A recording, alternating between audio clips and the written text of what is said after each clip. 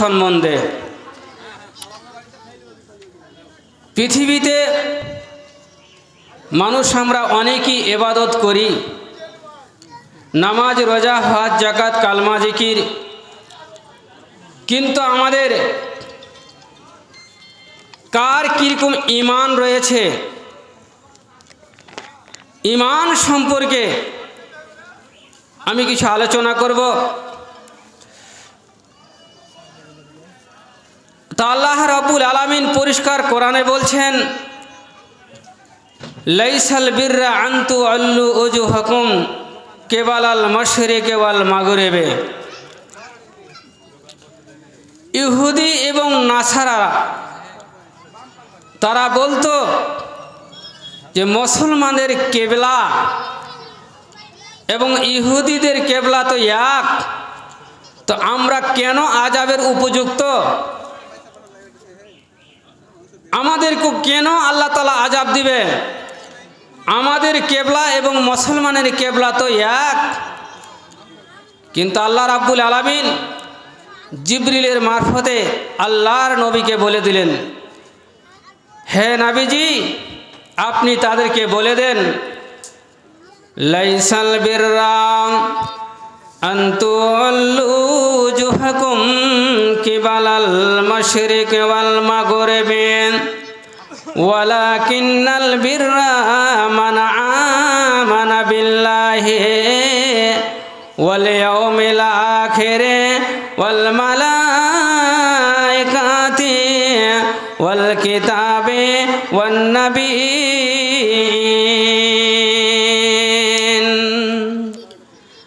আল্লাহর নবীজি বলছেন, হে পৃথিবীর মানুষ, তোমরা শোনো, পশ্চিম দিকে এবং পূর্ব দিকে সিজদা করার নাম পূর্ণাঙ্গ ঈমানদার নয়, হে পূর্ণাঙ্গ ঈমানদার নয়।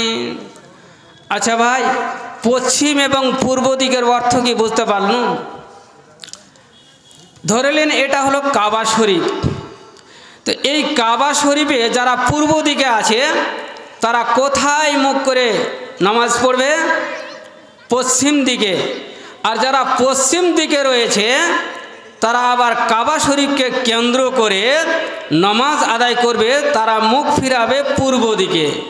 তাই আল্লাহ বললেন, লাইসাল বিররা আন তুআল্লু উজুহাকুম কিবালাল মাশরিকি ওয়াল মাগরিবি। পশ্চিম এবং পূর্ব দিকে সিজদা দেওয়ার নাম পূর্ণাঙ্গ ঈমানদার নয়।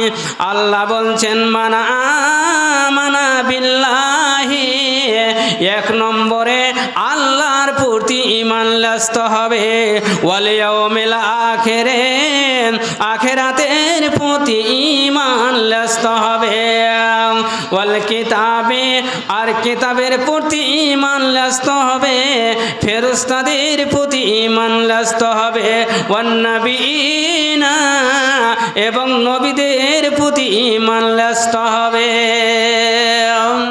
তাহলে তো হব আমরা পূর্ণ ঈমানদার।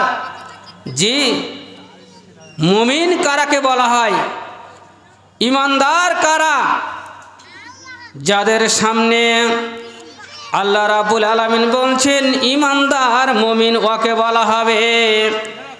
আল্লাহ রাব্বুল আলামিন কালাম পাকের মধ্যে বললেন, ইন্নামাল মুমিনুনা আল্লাযীনা ইযা যুকিরাল্লাহু ওয়াজিলাত কুলুবুহুম ওয়া ইযা তুলিয়াত আলাইহিম আয়াতুহু জাদাতুহুম ঈমানাও ওয়া আলা রাব্বিহিম ইয়াতাওয়াক্কালুন। মুমিন ওরাকে বলা হবে যাদের সামনে ইন্নামাল মুমিনুন আল্লাযীনা ইযা যুকিরাল্লাহু, কোরআনের আলোচনা করা হবে এবং জান্নাত জাহান্নামের আলোচনা করা হবে ওদের সামনে। যাদের সামনে কোরআনের আলোচনা করা হবে, জান্নাত জাহান্নামের আলোচনা করা হবে তাদের দিলখানা যেন থরথর করে কাঁপবে। ওয়াজলাত কুলুবুহুম ওয়া ইযা তুলিয়াত আলাইহিম আয়াতুহু, যখন তাদের সামনে কোরআনের আয়াতগুলোকে তেলাওয়াত করা হবে জাদাতহুম ঈমানাও ওয়া আলা রাব্বিহিম ইয়াতাওয়াক্কালুন, তখন তারা কি হবে? আল্লাহর উপরে তারা সে ভরসা করবে। ওয়া আলা রাব্বিহিম ইয়াতাওয়াক্কালুন, তখন তাদের যখন ঈমানের স্পিডটা বেড়ে যাবে তখন তারা কি করবে? ভালোতে মন্দতে আল্লাহর প্রতি ঈমান নিয়ে আসবে। জি, আল্লাহর নবীর সাহাবীরা কিভাবে ঈমান নিয়ে এসেছিলেন জানেন? কিভাবে ঈমান নিয়ে এসেছিলেন? মসজিদে নববীতে আল্লাহর নবী বসে আছেন, এমত অবস্থায় একজন গ্রাম্য ব্যক্তি আল্লাহর নবীর কাছে আসলেন। হাদিসটা হযরত আবু হুরায়রা থেকে হাদিসটি বর্ণিত। রাবি হলো হযরত আবু হুরায়রা, বুখারী শরীফের হাদিস। আল্লাহর নবীর কাছে ওই গ্রাম্য ব্যক্তি এসে জিজ্ঞেস করছে কি, ওয়ান আবি হুরায়রা রাদিয়াল্লাহু তাআলা আনহু আন্না আরাবিয়া আতান নবিয়্য সাল্লাল্লাহু আলাইহি ওয়াসাল্লাম ফাকালা দুল্লানি আলা আমালিন ইজা আমিলতুহু দাখালতুল জান্নাতা।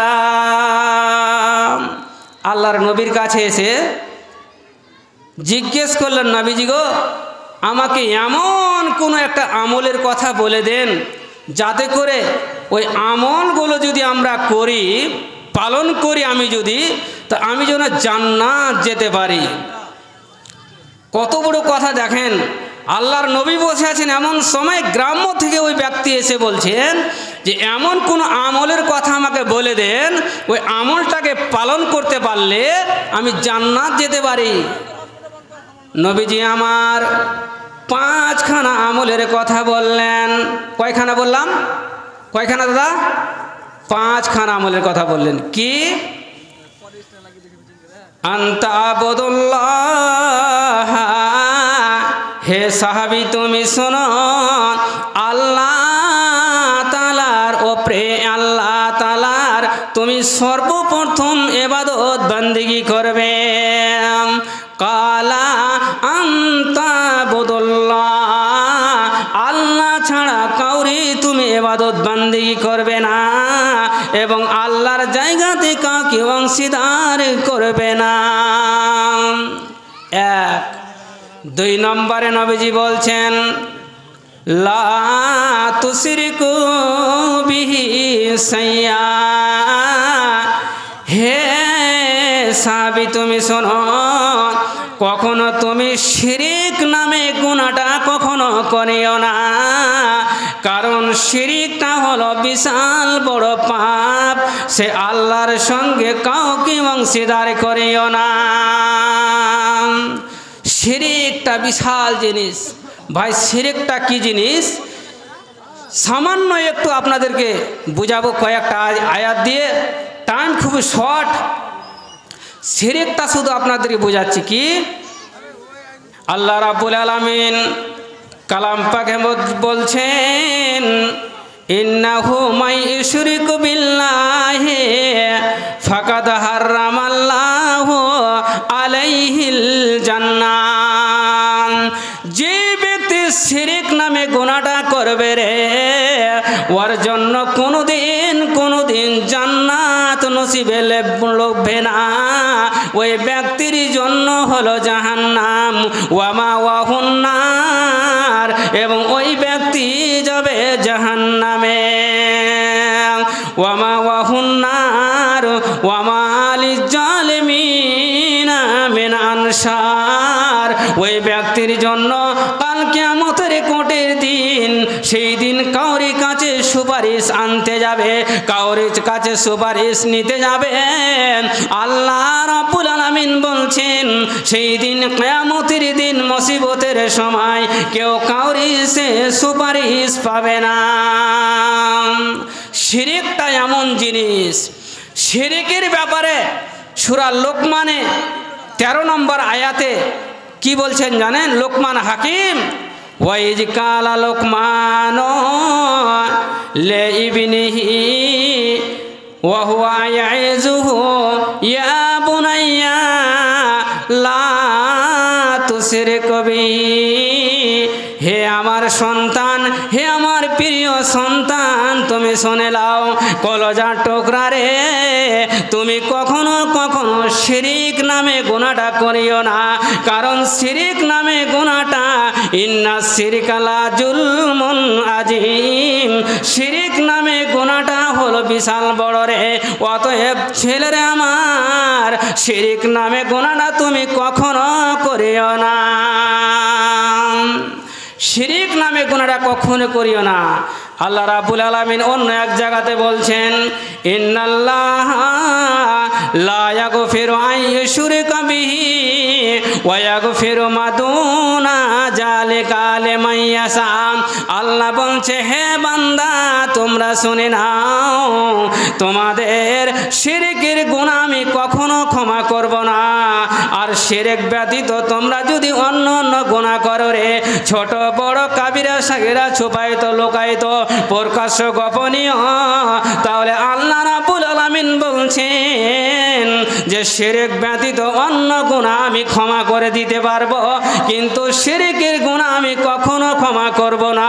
তাই বিশ্বনবীজি আমার মসজিদে নববীতে বসে ওই সাহাবীকে 2 নম্বরে বললেন, হে আমার সাহাবী তুমি শোনো, ইন্না শিরকা লা জুলমুন আযীম, শিরক হলো বড় গুনাহ, অতএব তুমি শিরকের গুনাহ কখনো করিও না। কটা বললাম? 2টা। আল্লাহ তা'বুদু, আল্লাহর ইবাদত বান্দেগি করতে বললেন, আর 2 নম্বরে বিশ্বনবী বললেন যে শিরকের গুনাহ তুমি কখনো করিও না। তাহলে 2টা হলো। এবার আসেন 3 নম্বরে কি বলছেন নবীজি? ওই ব্যক্তিকে, যে ব্যক্তি আমলের জন্য নবীজির কাছে এসেছে, নবীজি গো আমাকে এমন আমলের কথা বলে দেন যে আমলখানা পালন করতে পারলে আমি জান্নাতে চলে যেতে পারি।